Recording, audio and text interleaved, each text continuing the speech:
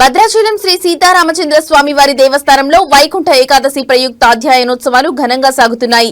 ఈ ఉత్సవాల్లో భాగంగా స్వామివారు రోజుకొక అవతారంలో భక్తులకు దర్శనమిస్తూ ఆధ్యాత్మిక ఆనందాన్ని పంచుతున్నారు. నేడు 3వ రోజు స్వామివారు వరాహ అవతారంలో భక్తులకు దర్శనమిస్తున్నారు. తెల్లవారుజాము నుంచే భక్తులు భారీగా తరలివచ్చి స్వామివారి దర్శనం చేసుకుని మొక్కులు చెల్లించుకుంటున్నారు. దశావతారాలలో 3వ అవతారంగా భావించబడే వరాహ అవతారంలో శ్రీ మహావిష్ణువు భూమాతను రక్షించేందుకు అవతరించారు. హిరణ్యాక్షుడు భూమిని పాతాళలోకానికి తీసుకెళ్లగా వరాహస్వామి అవతరించి అతన్ని సంహరించి భూమిని తన దంతాలతో పైకి తీసుకువచ్చారు. వరాహ అవతారం ధర్మ పరిరక్షణకు, లోక కళ్యాణానికి ప్రతీకగా భావించబడుతుంది.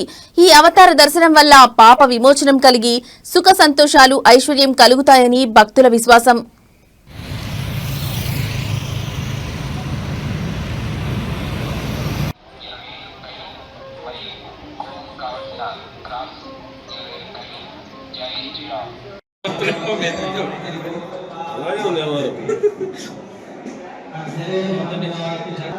నమః శ్రీమతే రామానుజాయ నమః. భద్రాచల క్షేత్రంలో శ్రీవైకుంఠ ఏకాదశి మహోత్సవాలను పురస్కరించుకొని పగల్పత్తుత్సవాలలో భాగంగా స్వామివారికి రోజుకొక్క అలంకరణలో దశావతార అలంకరణను నిర్వహించడం జరుగుతుంది. ఆ వరుసలోనే ఈనాడు స్వామివారికి వరాహ రూపంలో దర్శనాన్ని కృపచేస్తూ ఉన్నారు. వరాహ రూపాన్ని ధరించినటువంటి విధానాన్ని మనకి పురాణాలు చాలా వైభవంగా తెలియచేస్తూ ఉన్నాయి. పూర్వం సృష్టి చేద్దామనుకున్నటువంటి బ్రహ్మకి, అలాగే స్వయంభూ మనువుకి భూమి అవసరపడింది.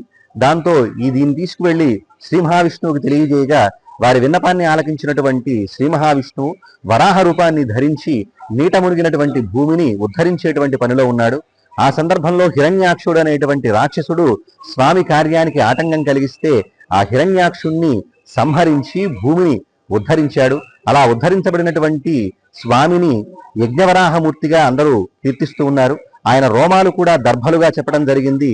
ఇలా యజ్ఞ వైభవాన్ని నిలిపినటువంటి స్వామిగా కీర్తించబడుతూ, అంతేకాకుండా కృష్ణ అనేటువంటి తొలిగా పిలిపించుకున్నటువంటి అవతారంగా మనకి ఈ వరాహ రూపం కీర్తించబడుతోంది. వేదాలలో కూడా ఉద్ధృతాసి వరాహేణ కృష్ణేన శతబాహున అంటూ కీర్తించడం జరిగింది వేదం ఈ వరాహ రూపాన్ని.